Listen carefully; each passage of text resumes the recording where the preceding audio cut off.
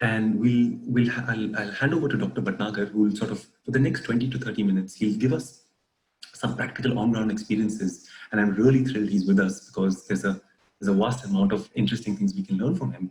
And as he speaks, feel free to type questions if you want.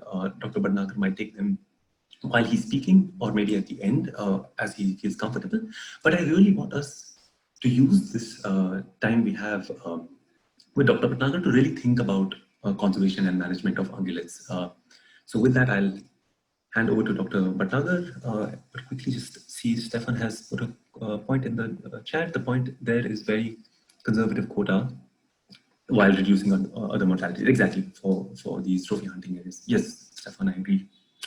So yes, so Dr. Bhatnagar, if you can hear me, I think you'll be able to share your screen now, I think. Just give me a second. Perfect. Okay, Great. thank you so much, Puneet. It's a pleasure to be here for this set of classes. I mean, I really wish, like Stephen, I could have sat through the earlier classes too. That would have really be of great benefit to me. Slightly outdated in terms of some of these slightly more modern approaches. Yeah. So, but it's a pleasure to now be here to speak with you all. Unfortunately, I don't know many of you. I do know some of the names here in this list. And I really don't think we have the time for an introduction. So I would just go ahead and begin my presentation. I really hope that this presentation is something which is of the kind of, it gels into the course well, because hello, am I audible? Because I can Yes, just see. Yes, very well. Okay. Okay. So, like I said, I just hope that with my whatever 35 minute presentation is in line with what is expected of me. So here I go. Yeah, can you see my?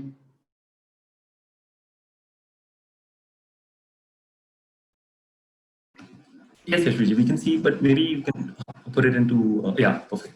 Into presentation. Perfect. Okay,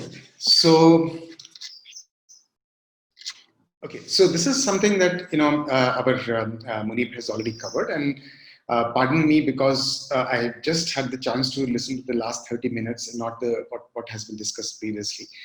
So what I'm speaking about here is, like I said, may or may not gel with your previous course. Anyway, so very often we are looking at all ecological studies, but when we are looking at occurrences and abundance of ungulates, we are generally asking the question about where all in a landscape, in a country, in an entire region does a species occur? Where do certain communities of ungulates occur? Similarly, we would like to know how many of them are there. Where we know they occur, how many are there? So this is generally the first set of questions that we normally ask. But there are changes that happen.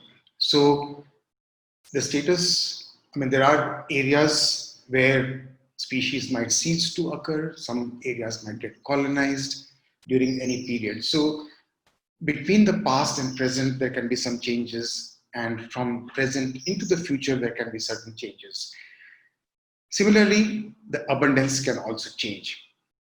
Usually, threats will result in shrinkage of range, population decimation, or even local extinction in some cases, or extinction of entire populations also is possible. But conservation efforts very often are expected to reverse this, and we can expect stable or increasing populations. And the range also might, more and more areas might get colonized or recolonized because of conservation efforts. And it can go on to others, but we then expect slightly better behavior of the people who are there in that area. Oftentimes, we are looking at whether it is whatever changes are happening, we are trying to understand the patterns and processes and ask why a certain change is happening. Some of this was apparent in Munir's presentation just now. Okay, so this is the species, the Asiatic Ibex, that I did my PhD in the late 80s, 90s. And this is my favorite picture. And I probably have another favorite picture at the end of this talk. So this was an amazing experience, having seen ungulates, animals in the rest of India where they were very skittish. It was amazing to see how ibex in Tien Valley National Park, where I did my work in Lahul Spiti in India, in the Himalaya, were rather unafraid of human approach. And this was a fascinating experience, and it gave me many insights about the conservation of these species and why some of these areas are very different from the way at that stage my philosophy was. So I was able to actually upgrade my philosophy while working on my PhD and subsequently. Now, this is, I'll just try to talk about very quickly about the ungulates that we are talking about, come to some of the threats that they face and what some of the details of the threats that we know, and then move on to management. What are the insights in management that we are now developing for these ungulates and snow leopard as such. Now look at this map of Eurasia and North Africa, and you'll see that we have a constant chain of mountains all the way from the Spanish Alps through the Alps, Caucasus, into the Hindu Kush Himalaya, and then Kunlun Shan, Tien Shan, into Alai and into Siberia, Mongolia. Now, this is a very fascinating, set of mountains, geologically speaking, new recent events, which has led to this entire chain of mountains to develop, and which has resulted in all these mountain ungulates that we are talking about in this set of classes to actually have come about. So these are the event of the Himalaya and the adjacent mountains actually emerging is where what is really related to all these species of mountain ungulates that we are talking about here. So this is, they occupy a variety of habitats. These forested slopes in the Tien Shan Himalaya mountains, of course the permanent, the high ranges, where of course that species don't occur, but then we have these steppe areas, rain shadow areas, which have a certain, most of these places have very severe winter, and a lot of the life of both wildlife and people is dependent on this, 6 to 7 months of severe winter. Now, looking at the three broad areas where mountain ungulates occur, they occur in the forested areas of these mountains, where very often, what we call the more primitive species of, herbivores like goral and siro occur. And there are these semi-arid, more rugged mountain areas where the goats, the species which are well adapted to traverse these really rugged mountains. They occur, of course, with predators like the snow leopard primarily. But then we have the plateau and the steppe, the large rolling plains and plateaus, where species like the argali, who have long limbs, can run, and predators like the wolf occur in these areas. So um, if you look at the forested areas, we have species, and this is what I'm giving more from the Hindu Kush Himalaya perspective, but then, as we go into the rest of Eurasia, we do add some more species. We have the siro on the left, the goral, the Himalayan thar, musk deer, and takin. So these are species, by and large, which are considered to be a little more primitive. They have short horns, they are cryptic, more or less. And then in the more arid open landscapes, we have got species like the true sheep, that is the urials, the argalis, and then the ibex and the markhor on the right, and the pseudo is the blue sheep right in the middle. So these are some of the species that occur in those both rolling mountains and more rugged mountains. And then finally, we have other bovids like the Tibetan gazelle and the Tibetan antelope or chiru and the yak. And then, of course, equids like the kyang in this area. Now, looking at the conservation scenario, see, these are areas. I was not able to get the map of the protected area of this entire range, but I'm quite sure many of you might be familiar with that. It has the huge landscapes like the Changthang sanctuary in China. So there is a very large area of snow leopard range, as well as all of these mountain ungulate range, which is covered by protected areas. I'll come to this map maybe later in the presentation. But one of the features about most of these mountain ungulates is that their habitat is, and especially the non-forested species, their habitat is more or less, contiguous across their entire range. And there are certain breaks which might be caused because of natural barriers, but few very often breaks which are caused because of anthropogenic causes. But across this range, human use is also pervasive. And this makes a large human and wildlife interface between all these ungulates that we are talking about and the people and their use of this area. And these then has strong implication on the conservation of the species. But while wildlife and human use is pervasive, threats where humans are, threats are not far. And so there are threats which are also more or less pervasive, and they are getting worse in many, many areas.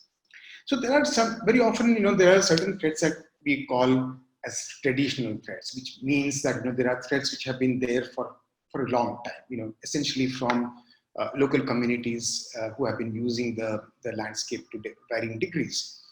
And in some cases, unsustainable livestock grazing, excess extraction of biomass, whether for fuel, fodder or medicinal plants might be there. In some cases, there can be retaliatory killing of predators and poaching.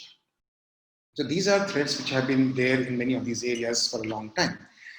Whereas in other areas, we have these developmental threats which have been coming into many of these areas, whether it is from infrastructure projects, mining, increased amount of tourism in many areas where the access is increasing.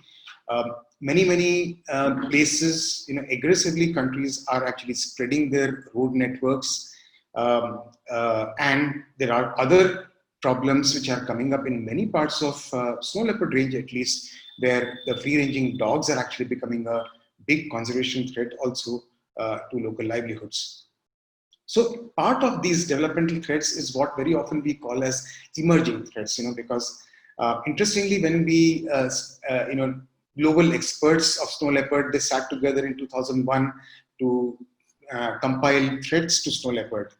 In that, mining didn't even appear as a threat. Whereas in 2014, around 2014, when this exercise was repeated, it was among the top threats in that area. Geopolitics, a lot of these areas are covered by, international borders, some of which are disputed. So there is a huge amount of pressure which can come because of the activity of armed forces. And partly because of this, and partly because of the fact that, for a long time, the communities here have lived under deprivation of sorts where the infrastructure has not really reached them. Now there is, many governments are aggressively trying to reach roads and other infrastructure to these remote corners of their country. The Belt and Road Initiative along the Indian borders with China and Pakistan, again, there is a major thrust to infrastructure development. So these are some of the threats which are really coming in, and these are, conservation is really not in the minds of the people who are making the decisions here. And to top it all, we have climate change, which is affecting both pasture quality for livestock as well as for wild animals. There is increasing trend of disasters which is happening in many of these areas, which again affects these. Now, some of the examples that Munib had showed, and what I am trying to do here is just maybe give about 4 threats and talk about how we understand the threats. And when I say this, I just want to emphasize that understanding threats itself is a very, very important thing, and most studies really do something like an estimation. So they basically estimate the extent of a threat.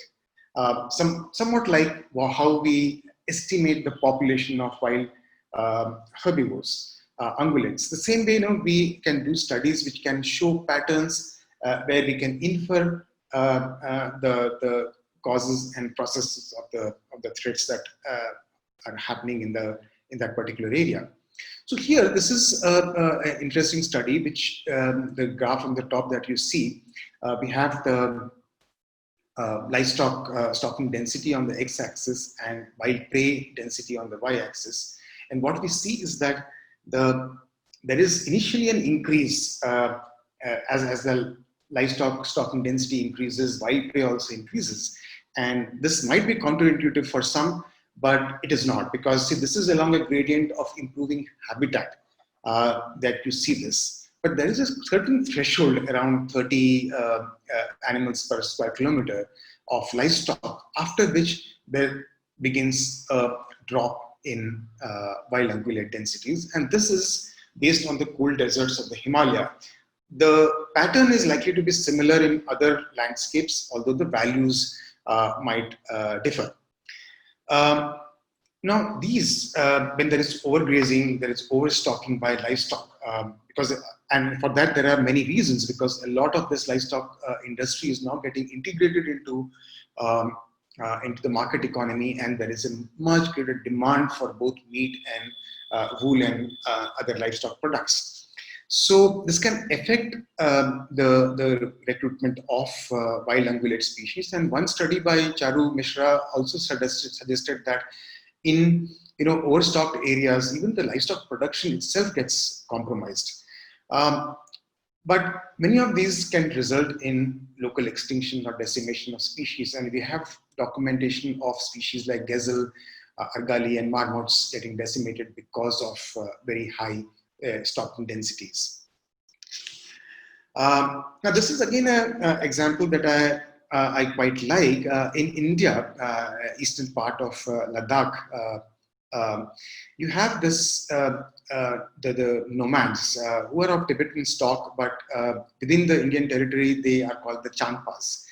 And if you see the map on the top right, you see this community that used to graze this gray area through the summer season.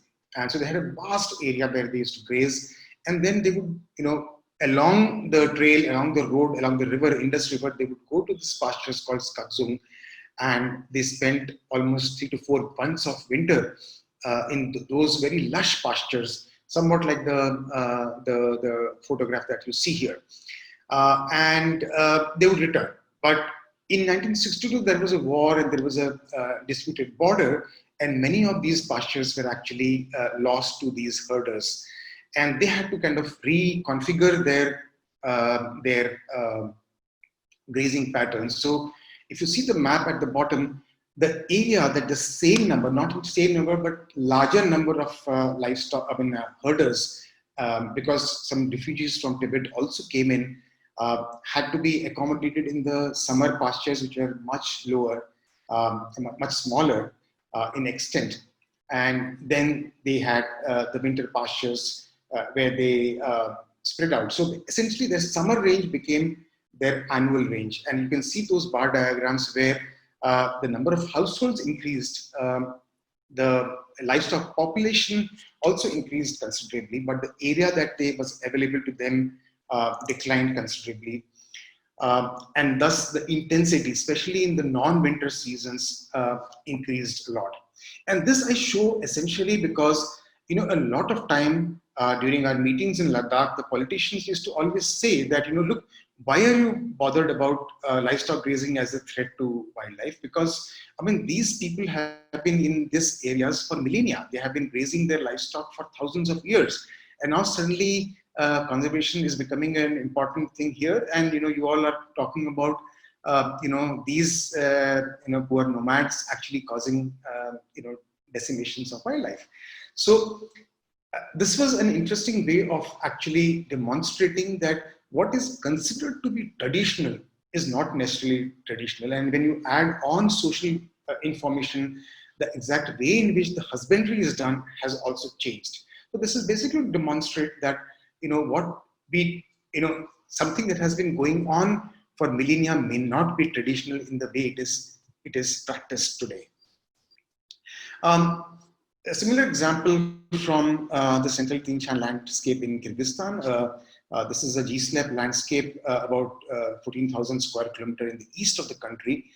And here, what was seen is that, during the Soviet era, till the 90s, the entire country was almost gridded, and, the people, the entire land as well as livestock was owned by the state.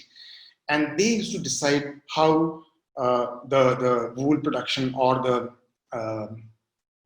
meat production, what are the priorities, and based on that, they basically asked the the people, the herders in every corner of the country to rear their livestock. And so, they, with very good infrastructure in the remotest corners of the country, they were able to maintain a kind of a very large 12 million sheep and goat and other livestock in the area.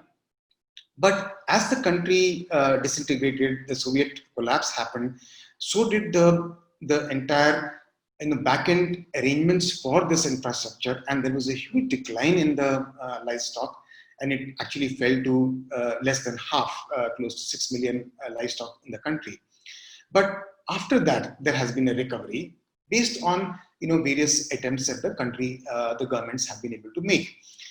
But in the process, what had happened was that when the infrastructure in the remotest corners had broken down, a lot of people actually gravitated towards the settlements, the existing settlements, and so they left their pastures deep into the mountains, and they came down into these in the lower valleys with some access to, and there is a mass sale of meat and their animals.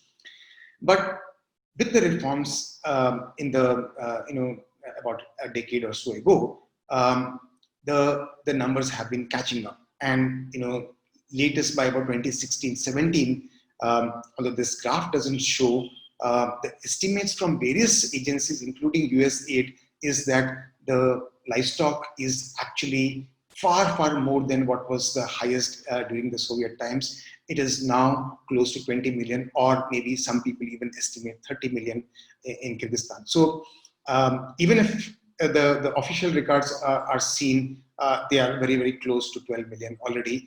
But a lot of these remoter mountains are not being grazed, which is good for wildlife.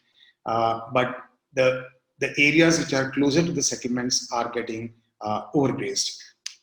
So what we couldn't obtain is the wildlife populations. So I presume that it is in the 90s or 2000s that the Argali and Ibex populations would have probably bounced back. With certain amount of hunting that is happening in the area, there is a certain trend which I really have not been able to build. But this can be an interesting study to see how, looking at whatever records we can obtain for the wild ungulates, to see how their population has responded to the change in the intensification in certain areas while freeing up of other areas for. Now, I'll quickly go over this interesting example where,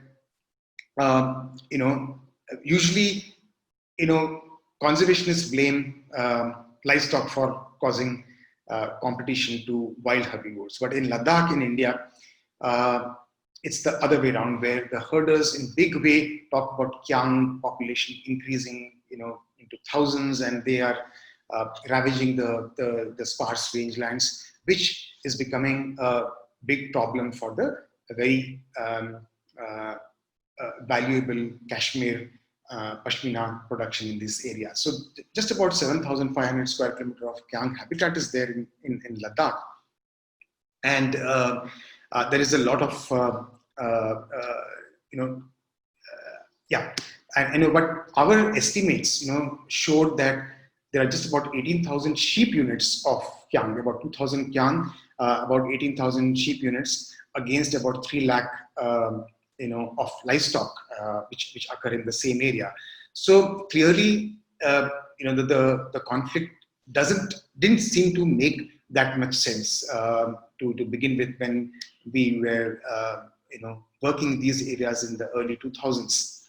And so we tried to investigate what are the patterns of this conflict. And what we realized is that the conflict was not really spread out across the whole of Changthang, but actually in these, moist meadows, which, if you see these, small red patches, these are the moist meadows, just about 150 square kilometer within a close to 30,000 square kilometer landscape. So they are actually very sparse, very, very scarce areas which are lush and has a good amount of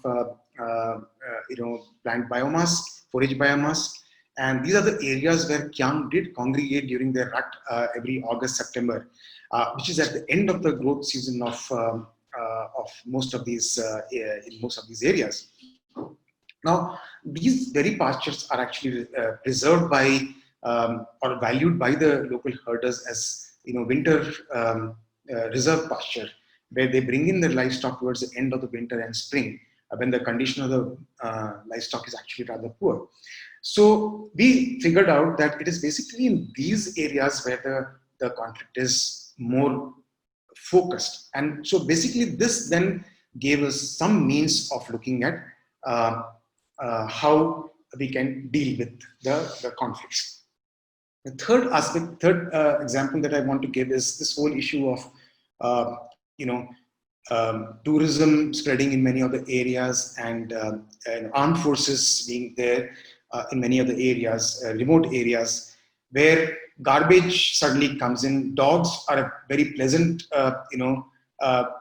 animal to have around to begin with, but with so much garbage, they're able to really spread out and increase in population to great extent. And very soon, they become independent of this garbage and actually start hunting down even species like Kyang and fairly endangered species like the black-necked crane, ground nesting birds. So this again has a result, and it is based on some changes which have happened in the last 20 years or so in many parts of Central Asia and Himalaya. And these dogs are actually ravaging both livestock production and wildlife. And instantly, in many parts of India, have stopped keeping small livestock based on this issue. Now, the last one that I'm talking about is this whole issue of tourism. Hello. Sorry to disturb you, Yashveer, but guys, mute your selves because I think there's some background noise from a few people. Thanks.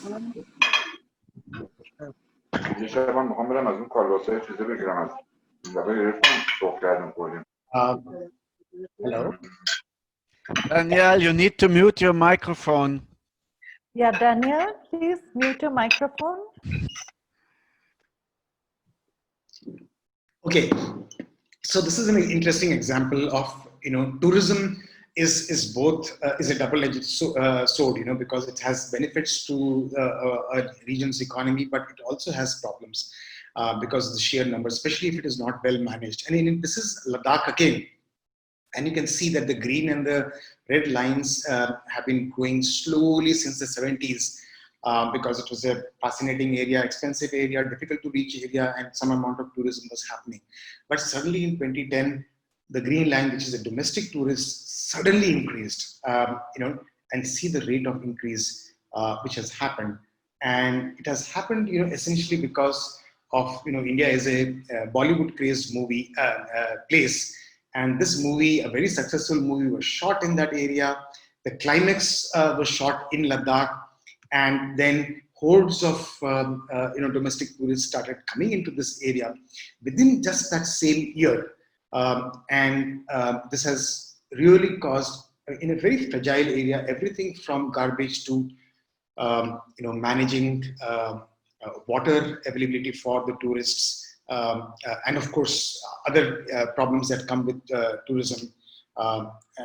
Also including things like they prefer to camp in some beautiful areas like the scarce moist meadows, traffic jams and such things which you have never seen in some of these areas are beginning to come. So this is again a threat that can come in. Now, if I look at the, how to deal with these threats, the first thing that we need to acknowledge here is that, we are talking about not just the protected area where the wildlife agency is responsible. We are talking about large landscapes where the wildlife agencies may not have jurisdiction. So we have local communities in many parts of the range. In what we consider to be the remotest parts, we still have local communities living in all these areas. We have a variety of land tenure, which can range from community-owned land to completely government-owned land, including private land.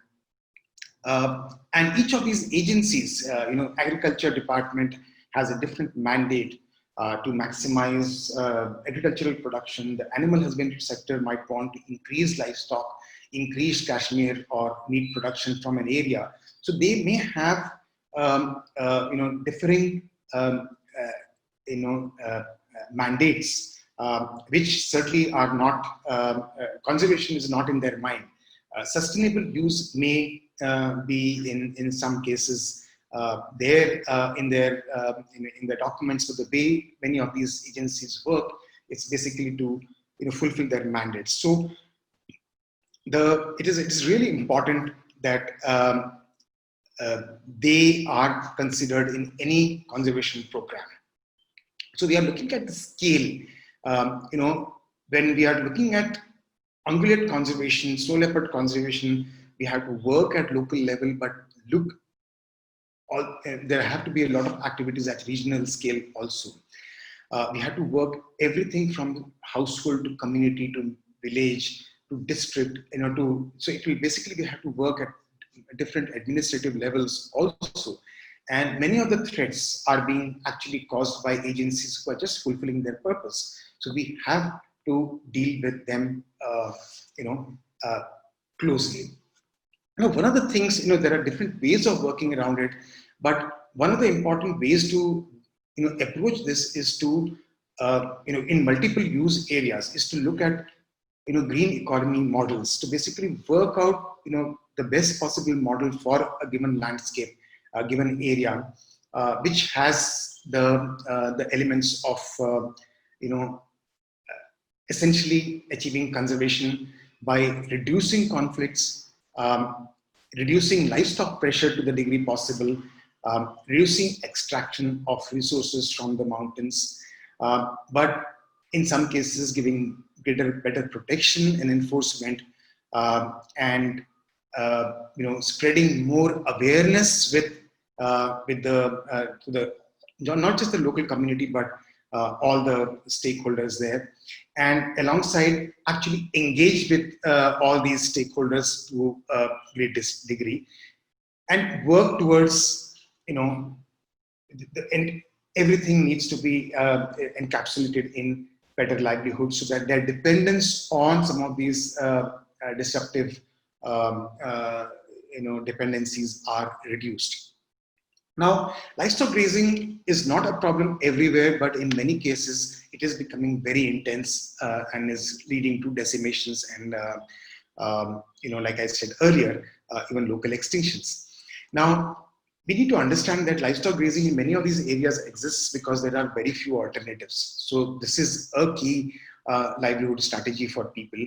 But there are ways in which we could possibly look at reducing numbers, changing composition, adding value to the production, having slightly different market linkages, and an example which exists from India again in Spiti is by these socially fenced reserves where voluntarily people may leave aside even small areas like 10-20 square kilometer, which it seems studies demonstrate are positive for wild ungulate recovery.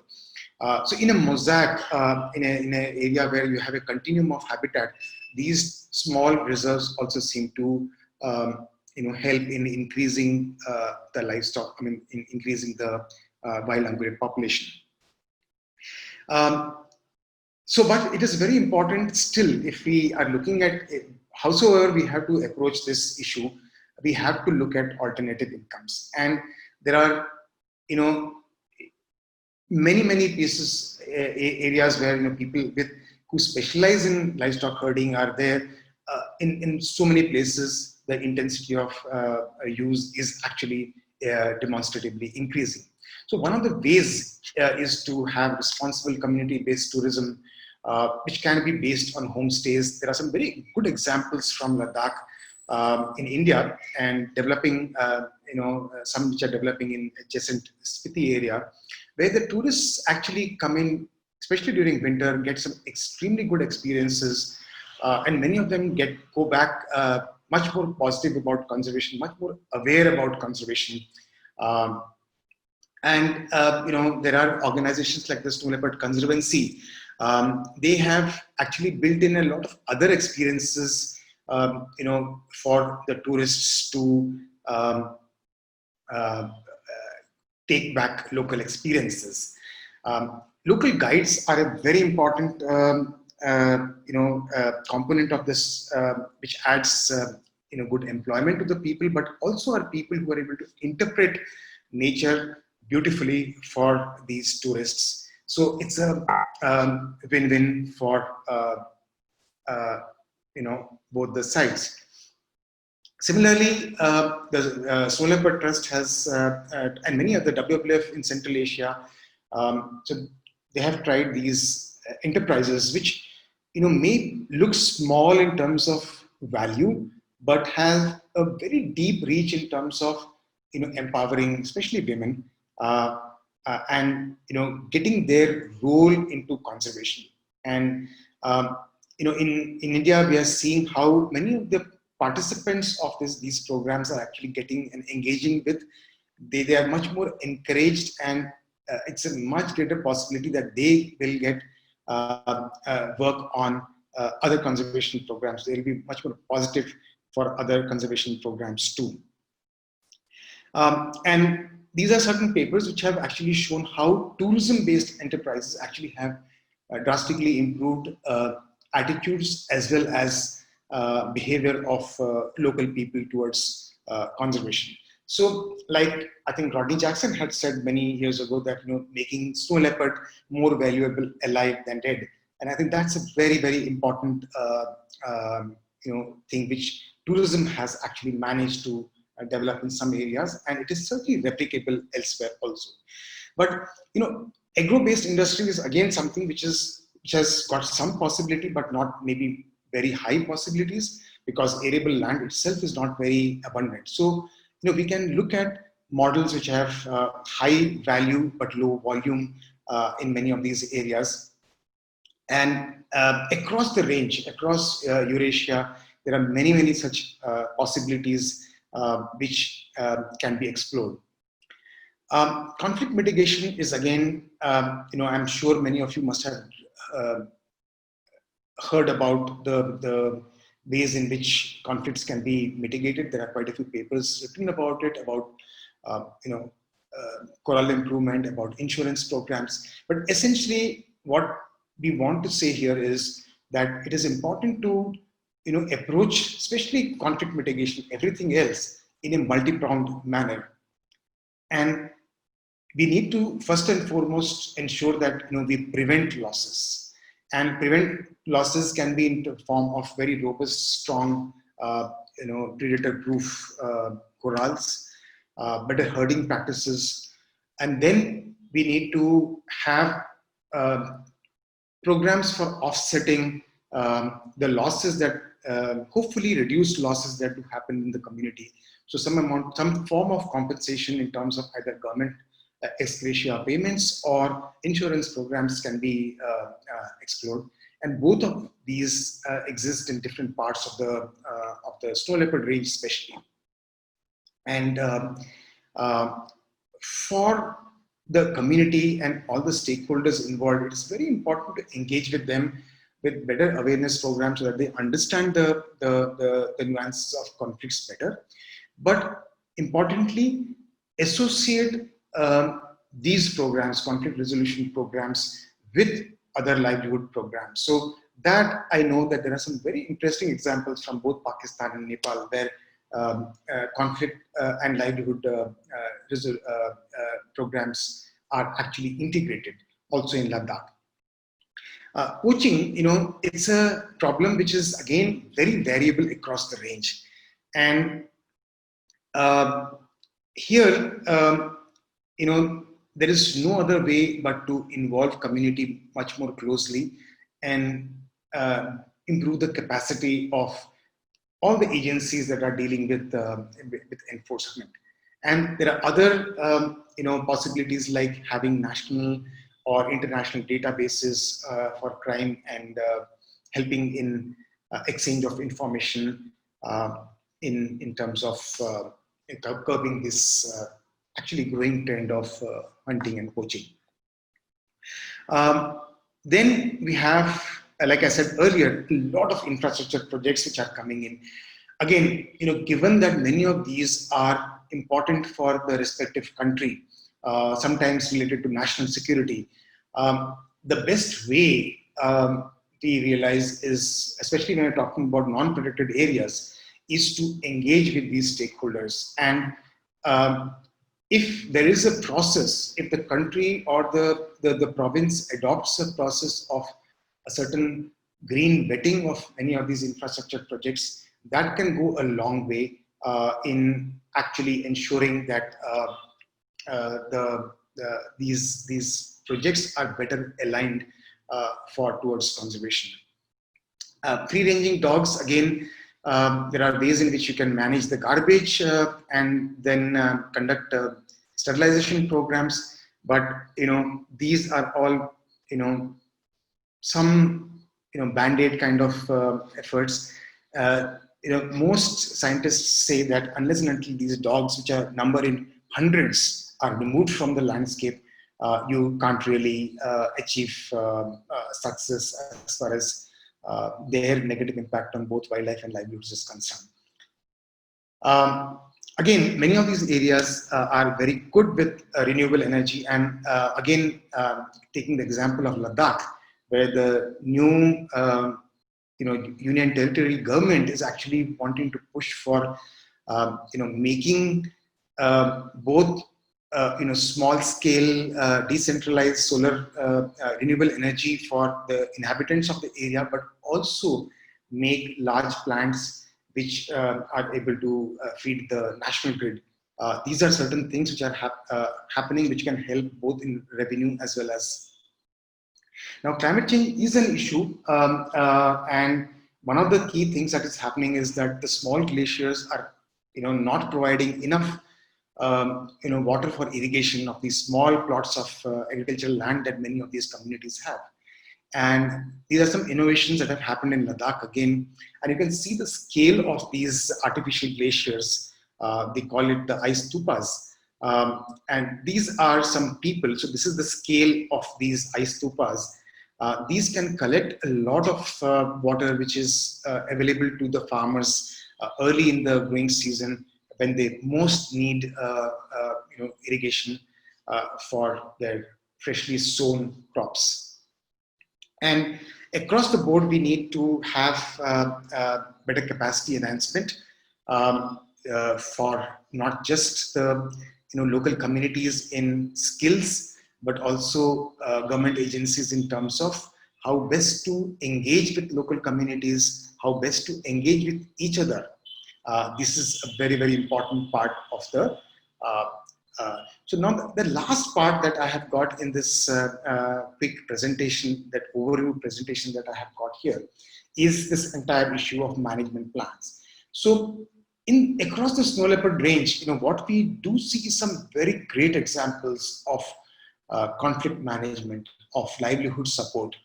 But most of these are unable to upscale. They are able to work in a cluster of villages, maybe adjacent valleys, but it is really difficult to upscale it and make it a kind of the way to conserve in some of those areas. As a result, what happens that they are not able to achieve, they achieve a lot, but they are not able to probably secure entire populations of snow leopards and wild herbivores. And this, I think, is one of the biggest issues which many conservationists have been talking about. And one of the best ways to approach this is by actually making management plans for these landscapes. And when I say these landscapes, I'm not talking about only protected areas, but larger landscapes. So the general, trend now, developing trend is to have these landscape level participatory management plans, which are based on the best possible science. And the good thing about this is a management plan, like any other plan, is that it provides a long-term roadmap for conservation, and it can make the management well thought out and more consistent across managers. And very often, not only, as seen in many countries actually, that these remote sites, the managers who come into these places are not necessarily very motivated people. And they very often they come into these remote areas and, from the first day are trying to get their transfer back into the mainland areas. So, these management plans can actually ensure that there is consistency across managers. Resources are also well worked out and are available from the government as well as other stakeholders, other partners. Management plans can actually help forge partnerships between both government and civil society members and donors, and adaptive management can actually happen in these areas. Very broadly, we need to have some basis of identifying landscape, and like was discussed in the previous presentation, and many of you talked about it. The large scale surveys will yield, some idea about what is the best configuration of the landscape to begin with. But slightly finer studies can tell you how to prioritize, because it's okay to identify a 20,000 square kilometer landscape, but how do you manage a 20,000 square kilometer landscape? Because 20,000 square kilometers is somewhat like a district. So how do you really manage a 20,000 square kilometer or even a 5,000 square kilometer landscape?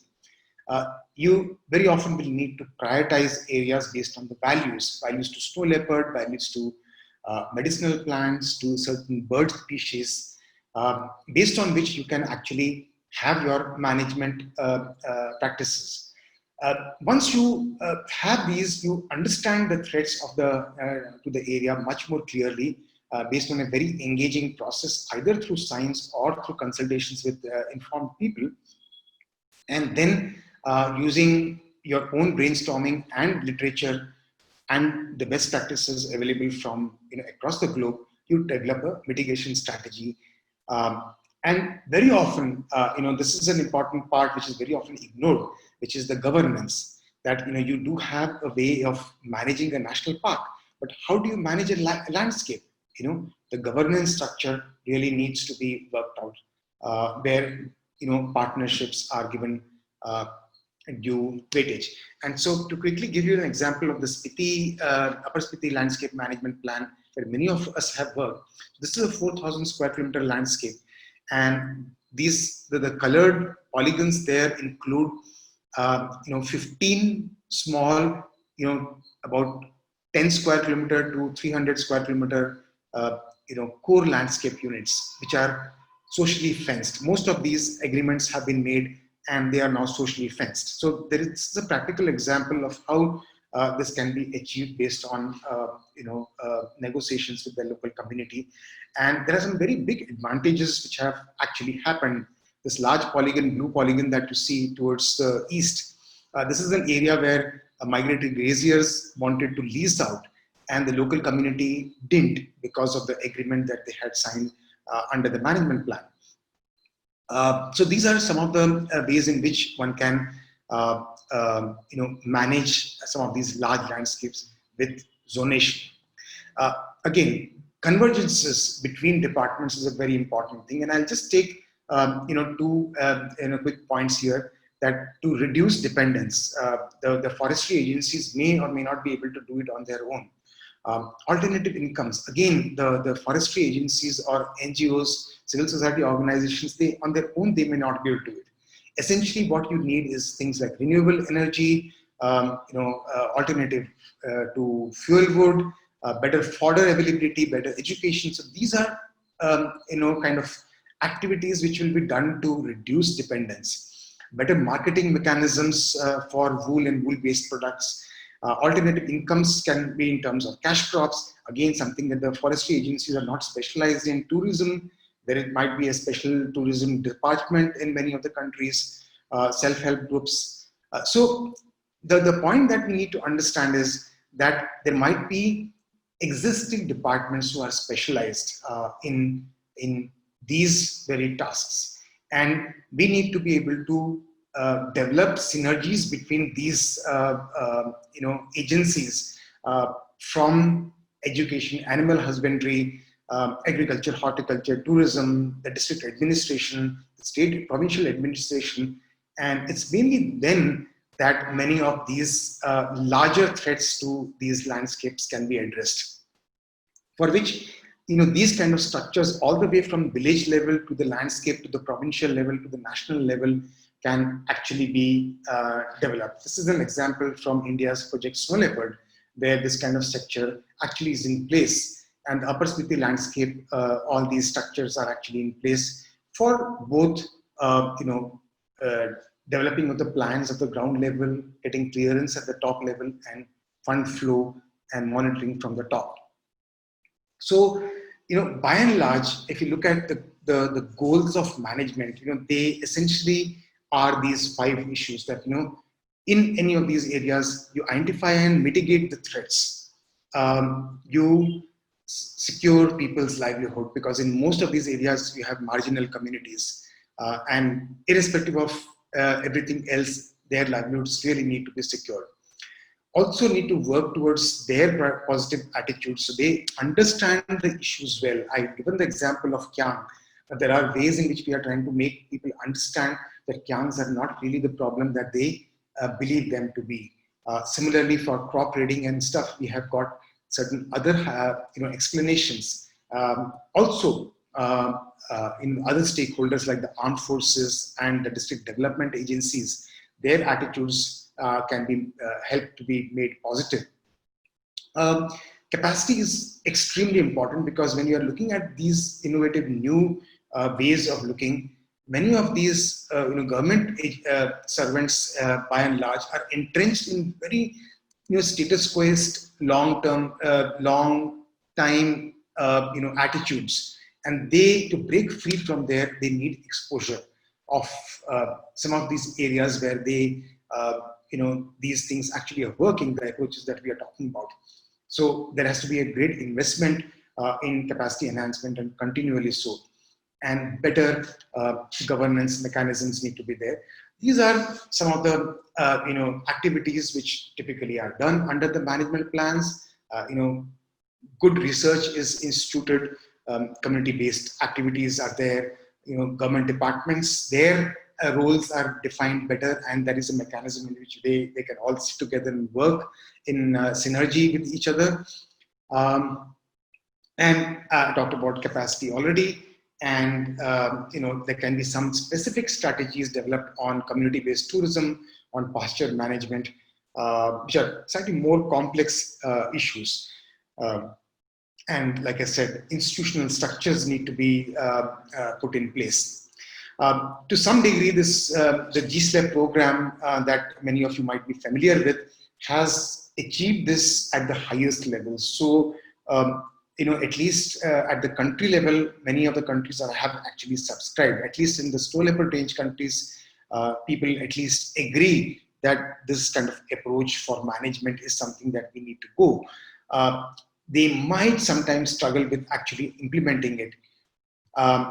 And based on this, about 24 such landscapes, 25%, a quarter of the snow leopard range actually has been covered in some of these very large landscapes also. So the next challenge is actually to make these management plans for these areas. Now I think only about 5 or 6 plans exist, but it's when these plans are done that coordinated long-term conservation can happen.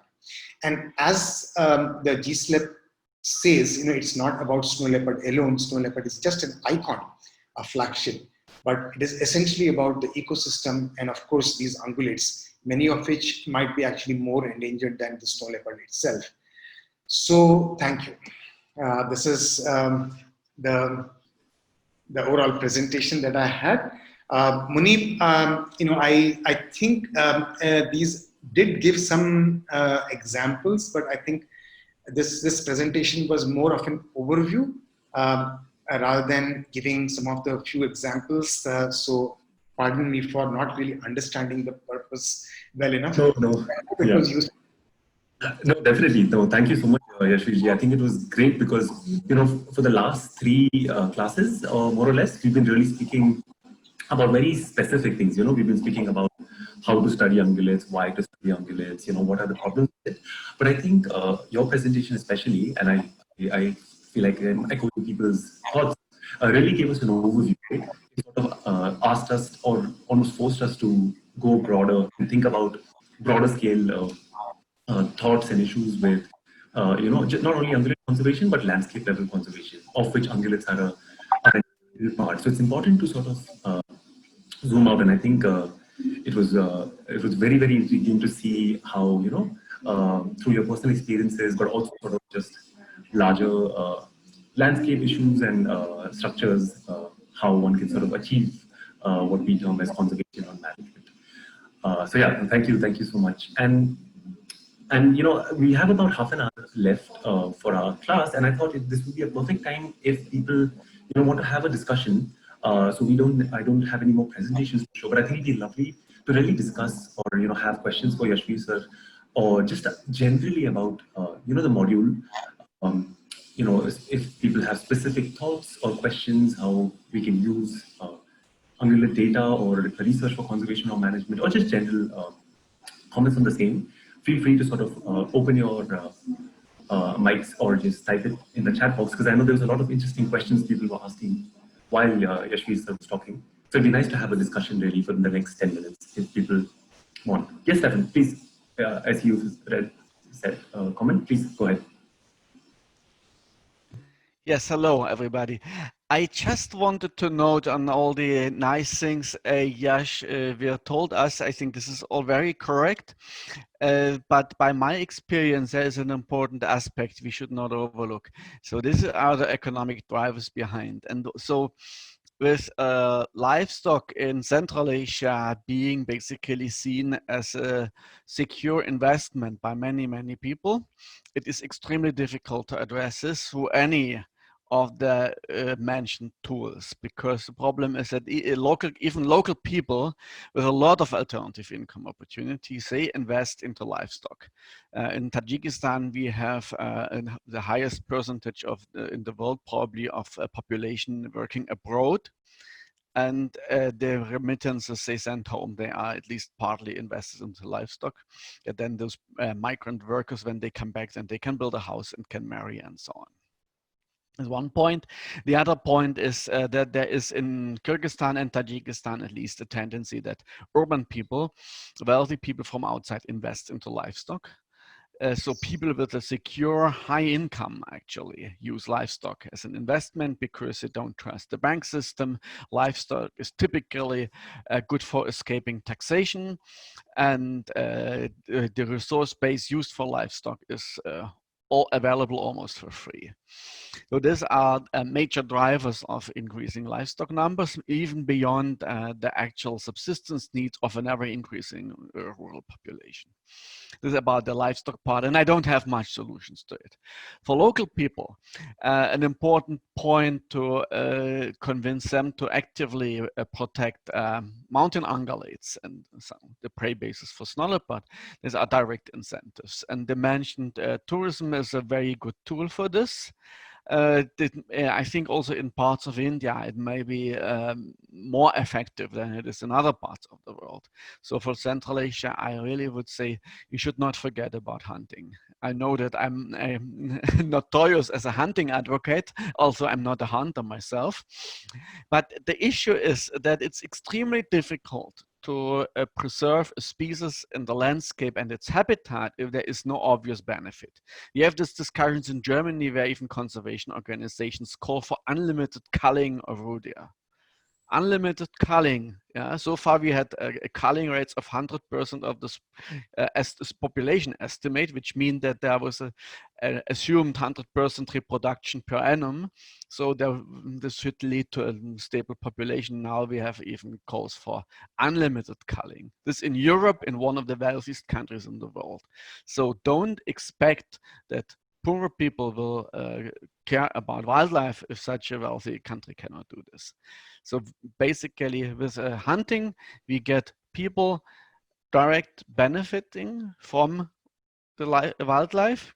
So they have an incentive to stand up against other interest groups for preserving it. This is the only mechanism, I think, which can save us. And finally, we may even consider something similar for the snow leopard itself. I know this is a holy cow not to touch, but we need to think. At the end, what counts is to preserve habitat and to reduce human-caused mortality. And competition with livestock. This is what we at the end need to get. The individual animal killed is not so important in this context. And at least for the cultural and economic context of Central Asia, I can say that this works in some extent. And where it seems not to work, we need to look into the mechanisms, like the famous example where you had been involved in Sarichat Ertash and the neighboring hunting concession. There, the major difference is not that the neighboring area is a hunting concession, because the legal hunting quotas, also in Kyrgyzstan, are small enough not to impact substantially on the ungulate population. There are other things. The hunting concession seems to do a poor job, maybe, in terms of protection against poaching. Then the actual killing might be higher than the official hunting, but then the poaching is the issue and not the hunting. Or or both. The livestock grazing and the herders' presence, and herders are always accompanied by dogs. Yash Veer pointed it well out, how the dogs are a big problem. Those might be actually the more significant drivers than the very low hunting quota in this area. So we need to be careful not to misunderstand the failures of hunting concessions in conserving ungulates as a systemic issue of the hunting itself, but it might be more an issue of the management framework set up in the context. And most hunting concessions in Central Asia do not have any authority about other land uses. So this is actually another point where we need to look into, can we establish protected areas where hunting of ungulates is permitted in a regulated way, but other land uses can effectively be banned. And this is, I see, a big gap also in the protected areas system in those countries. Typically, we can ban the hunting, but not the livestock grazing. And this is likely not helping us much. So thank you for the patience. I mean, extremely good point, Stefan. Thanks for bringing those. And I think I kind of alluded to a bit in the portion when I was speaking about livestock, that there really are few alternatives. And we need to engage locally in any given area, because in many places where the numbers are actually unsustainably high, there such management actually has to work towards doing something to change what is damaging to the ecosystem and the values. And the second thing, I completely agree that in places like Nepal, India, probably tourism can be an option, but in many other places, other direct economic benefits from wildlife really is a very, very important part of the way people can actually play a more constructive role in conservation. And see, these are things which I have learned over the last 30 years, that very often we tend to start expecting some sacrifices of local people, which are very, very unreasonable. And some things that we ourselves might not be willing to do if we were there. So these are things which are we need to understand well, and with empathy, if we are able to work out solutions locally, it is helpful. And that's why I partly the reason why I am emphasizing this whole idea of factual efforts for management planning is precisely this, that teams have to sit together, multi-party teams have to sit together to gather facts, and based on that area's needs, work towards managing, developing the steps to manage populations. And before that, to set their targets. What are their targets? Do they want the population of certain species to increase more, or stabilize, or which are the species of concern? These are the kind of things that we do. We can certainly work out when management plans are made. And I just want to underscore another point that I had made earlier, that management plans will help get all these parties together, and which I think is really important. Otherwise, agencies do some great work together. I mean, to on their own. Like I said, in 5 villages, excellent model will be developed, but in upscaling, that becomes extremely difficult, or in many cases never happens. So I think this is some of the the economic benefits. I completely agree are very important, and there is a need to upscale, and management planning, comprehensive multi-agency landscape level participatory planning seems to be the way to achieve conservation at these scales. Now, hunting, again, I have little experience, but wherever it is an option, like some excellent examples from Pakistan, also from Central Asia, and wherever it is culturally or based on country's laws allowed. I think that is an excellent way of involving the communities there. I think this, thanks for your inputs, Stephen. Now, Munib, I just saw that there are quite a few inputs in the chat box, which I have not been able to read, and they're coming in. So I don't know if there are any questions I think I'll be able to read these messages later. Yeah, no, there's a lot. So I think in terms of the questions, so we had a conversation while you were speaking, Yash Veer. So I think those have been settled, but I think people are just sort of there isn't a question as such, but people are sort of discussing in the chat how there are similar challenges across different countries. For instance, I think Nilofer writes, it's hard to replace ecotourism livestock completely because of multiple cultural issues with that. So we're just sort of discussing those. So yeah, I was just asking if people, just want to speak up and tell us about it. It'd be nice to sort of discuss. I'm also aware of the time, so let's try and keep it to the next 10 minutes or so. So it's much, where people are just sort of discussing these things. So yeah, we can continue for about 10 more minutes on this. Yeah. And I just wanted to add one thing, Yashviji, if that's okay. And I hope what we're trying to do, at least with module 1 and 2, which was module 1 was obviously more snowbirds and module 2 was a bit more prey stuff, is hopefully try to show that, as Yashviji pointed out, a lot of these management planning, what goes into it are many things, but two key components would be, or one of many key components are these good factual things you can underpin, things on. And, module 1 hopefully showed us how we can do that for snow leopard populations, and module 2 hopefully sort of gave us an insight as to how we can do that for prey population, because all of these are really multifactorial things. Landscape level planning has a lot of different things. Obviously, there's a whole social component, and I think a little bit of that will be touched upon in module 3.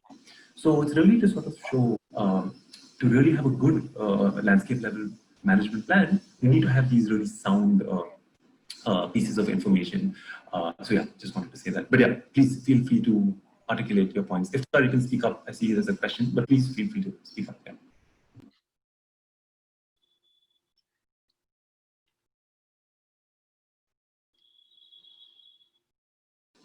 Yashviji, so there's a question by Iftikhar that says, how important would it be to consider intangible costs and benefits to local communities living with wildlife in the surroundings?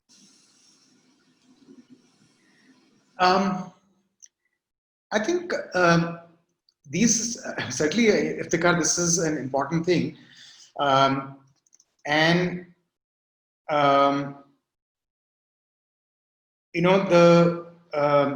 The costs to the local community, I think a lot of them are tangible, I would say, because of the losses that they face. But I think they, if the conservation effort focuses more on the benefits that they can derive, if not they are already deriving, I think those are what the conservation efforts can try to emphasize on. And in that, I would say that we have discussed, wildlife-based tourism as one and hunting as another one. But I would just like to add here that the other opportunities like agriculture-based enterprises and other cultural enterprises are stuff that we can management can actually work towards in enabling in any given area, because the both tangible and intangible costs are what the community deals with on a day-to-day basis and have been dealing for forever. I think with a focus on conservation, it is to get the tangible benefits to the local community directly through wildlife or otherwise, because they are living with wildlife. I think that is what we can aim for. Yeah. Thanks, Yash Veer ji. It was a really intriguing session indeed, and I think we'll sort of wrap this up for now. But if I'm sure if speaking for Yash Veer ji, when I say people are happy to discuss more, I'm sure he'll be happy to reply through emails and things. He's obviously a wealth of knowledge and information. It's really nice to hear this, Yash Veer ji. So thank you for taking time to come today. And so yeah, so with that, I see that we have about 10 minutes left for our module. So, Leopard has a question. Yes, so Leopard, we can communicate. I was just going to come to that. So we can communicate further on the Google group.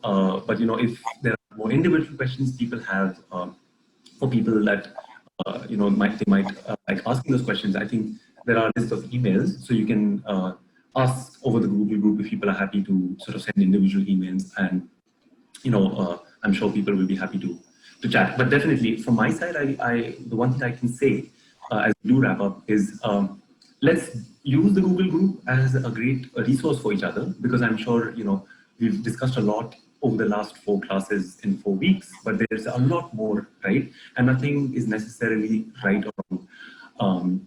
But yeah, I think that group is a great place where we can discuss things, everything from concepts to our codes to our issues, and I think it's a lovely place to do that. But what I do want to ask people before we end soon is if people are happy for the next 5 minutes to just speak up about what do they think they can use, if at all, from the module in their own research or conservation. Is there what value do you think there is in that, and if there's a way to really think beyond just what was taught. So if people can just share their thoughts, because after that I have a quick poll, sort of just a feedback session for the module.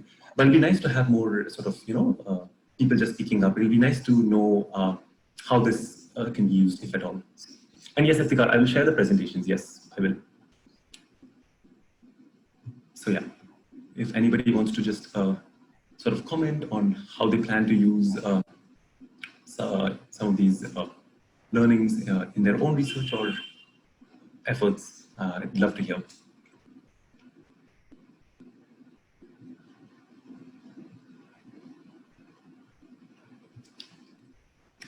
Anyone? Iftikhar says, would love to use DO surveys in Suru Valley and Kargil. That is great. It'd be interesting to do that. Anyone else? How you might apply some of these in your daily work or otherwise? Yeah, we will certainly try the double observer approach in Tajikistan and in Kyrgyzstan in the frame of the UNEP program, which is currently going on. I also see the challenges of the whole thing, and I don't think they have been fully resolved. So, and one thing is, of course, that for the local team members, they need to understand that this is a useful approach.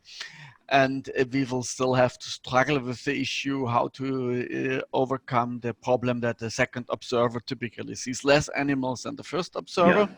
So this is maybe an issue of using the right ways to calculate then the detection probabilities. Another thing I'm really concerned about is the question how to deal with sex and age classification. In our group, it looked really tricky. Of course, photographs are more difficult to interpret than real world observation. But I can see that even minor issues with identification can lead to very serious issues with the calculation, especially if yearlings are misidentified. So if they are underrepresented in the sample, or lambs after the winter, which is almost yearlings, then if there is a wrong attribution, then, or even if they get into the unidentified class, then of course recruitment is underestimated, and so the population looks worse than it is. A similar issue is if young males are misidentified as females, because then also the ratio would go down, or the other way around, if females which lost their young during the winter are misidentified as young males, then there is a misperception the other direction. So the whole thing, we need to think about how to deal with this uncertainty, and maybe for the purpose of calculating population trends, we need to be more strict about the quality of the classification. So possibly agree on a certain mode where observers highlight the observations where they are really 100% sure that this is a correct classification, and use only a minor part of the data set instead of trying to classify almost any animals. Yeah, Exactly. this is what I want to share. And of course, about the last session of today with the hunting, I want to add one thing on it, that what we have done so far in Tajikistan and Kyrgyzstan have been basically minimum counts, and there we use this minimum count for determining a hunting quota, which I still believe is quite a conservative approach. What we have really seen, hunt only out of those animals you have really seen, and those classified as being class 4 in our classification applied here. And if there a conservative quota is applied, I think even without a true population estimate, we are still able to implement the hunting in a sustainable way. Sure.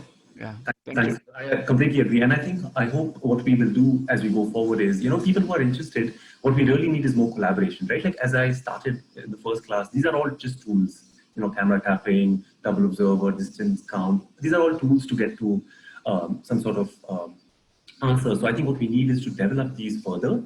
And the only way they can be developed is by looking at some of the issues, dealing with them together as potential collaborations, or just applying them in different areas. So I think that's definitely a useful one. And just a point for the classification, as we spoke last time, it's okay to put unclassified rather than a wrong classification. So it's always, it doesn't solve the issue, but it's sort of just is something to keep in mind. And I just, there's a lot of things in the chat, so I just want to read those through very quickly.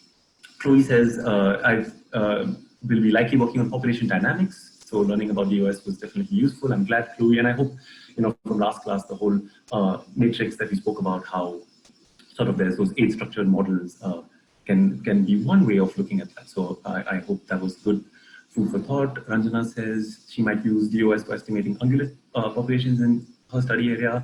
So that'll be great. Danielle says something similar. So that's great. And some further readings. Yes, I will definitely supplement some of the readings. So that'll be great. Helena says, curious about double observer and drone using thermals in some regard.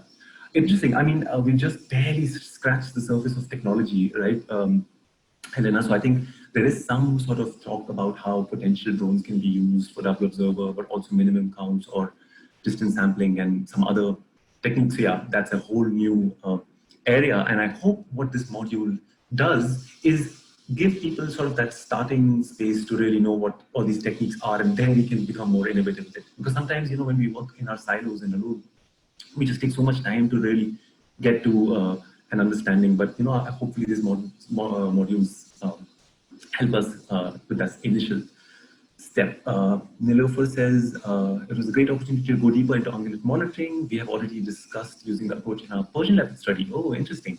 That would be interesting. I would love to hear how that goes, Nilofer. I know some friends and colleagues have done some interesting work with Persian leopards and Urial, I think specifically. Some also using double observer surveys. So it'll be interesting to see how it transfers across landscapes. Tashi says, I heard about the DOS surveys, but it's great to know more about the technique from this module. I wish to plan a study using DOS to estimate blue sheep densities. That would be great, Tashi. And we can stay in touch to see how things evolve. And I also remember I still have to send you blue sheep classification, so I will do that. So yeah, I think that's mostly it. So yes, Helena, I will have to update the GitHub. I sort of sent the code as a sort of a copy paste thing because I think the GitHub is not mine, it's colleagues. So he will have to upload it, but he will. But I hope the code is running from what it is. But I'm sure there will be issues with it. So please feel free to email me with those, and I'm sure we can sort those out. So yeah. Tashi says he liked the intro for REM. A note for the REM, guys. I obviously spoke about the original REM method. There has been a lot of developments to it. So, you know, it's always nice to sort of keep reading more about it, and you can build it from there. Super. I'm just seeing. Now we have a few papers to read. It's about REM. Great, Chloe. Super. Good to see that. No, Helena, I can do that, but I'm sure if you'd like to push that as well, we can do that. I can send you, it's the same person's Git repository as the one that that's on the link that you had last time. So yeah, cool. So guys, let me just finish off very quickly by doing a poll. It'll just take us 5 minutes so we can wrap up. And the poll is really a bit of a feedback and an evaluation for the module to really know how we can make it better. So please please be honest with it. It's okay if there was parts that you didn't like, but it's really valuable for us to know that. So I just launched the poll, and if you guys can take about a few minutes to answer these polls, I think you can see it now. There's about 8 questions. I'm sorry, there's a lot, but yeah, it'll be really helpful for us to know, to get this feedback from everybody so we can develop it further. So yeah. Yes, Nilofer, I see your point. REM, Marcus Rowcliffe has many case studies, and in fact, many other people have published them as well. So yeah, REM. In fact, if you want, I can also make a folder for REM studies, like the way I've made folders for other studies, and share some of the new ones, because lately they have relaxed a few assumptions that I spoke about last time. But yeah. So yeah, please, if people can see the poll, it will be lovely to have your answers. And then that will really help us hopefully make it even more interesting for other people. So, yeah. And this is going to be unlike our other polls where I go through the answers because there's no right or wrong answer here. So you will be spared by me talking more. Great.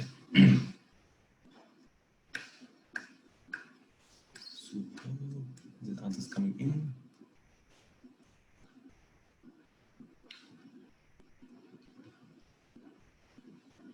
Great. We'll just keep the poll on for a couple of more minutes. Then we can wrap it up.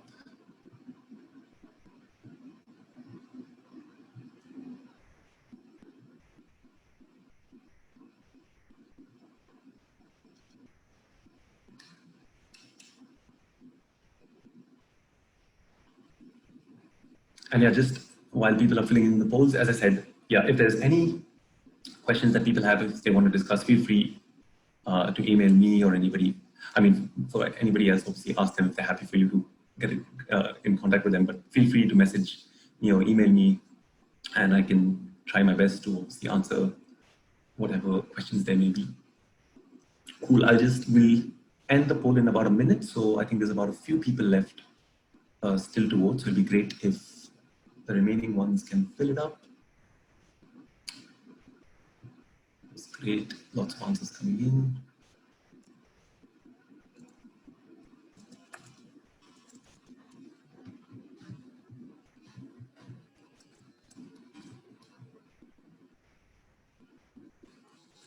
We'll stop the poll in a couple more minutes. I see most of the answers are in. I'm just making sure I save these polls because Zoom doesn't have a save option. I think I'm just taking screenshots. So we actually have the data rather than missing it. So please bear with me for 2 minutes while I do that. Thank you. And last one, there we go. Super. I think I'll stop the poll now. Great. Thank you, everyone. I think we've gotten everybody's answers. So yeah, I think with that, we've wrapped up our module 2. And thanks so much, everyone, for coming. You know, I know it's a lot of time commitment over the 4 weeks. Most of you have stayed throughout the 4 weeks, and I really appreciate it. And just to finish off, we'll have to do our customary ungulate photo because that's fun. So if people are happy to do so, please turn on your videos, and we can take a quick photo so we can celebrate the end of module 2. And I hope a lot of you will join us for module 3, which is going to be interesting and different, of course. So yeah, we'll just take a quick photo. So if people are whoever's happy to do so, you can turn on our videos. Great. Super, lots of enthusiastic people.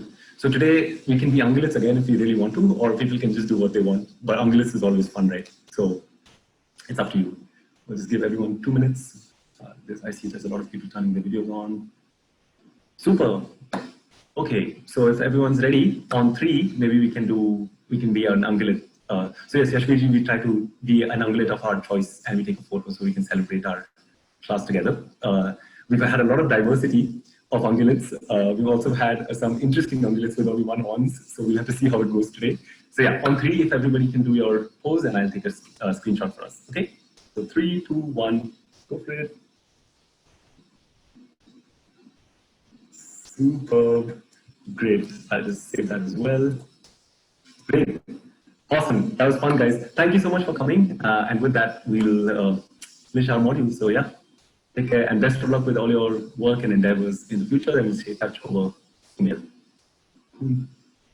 Bye. Thank you, everyone. Thank you. Thank you. Bye. Take care.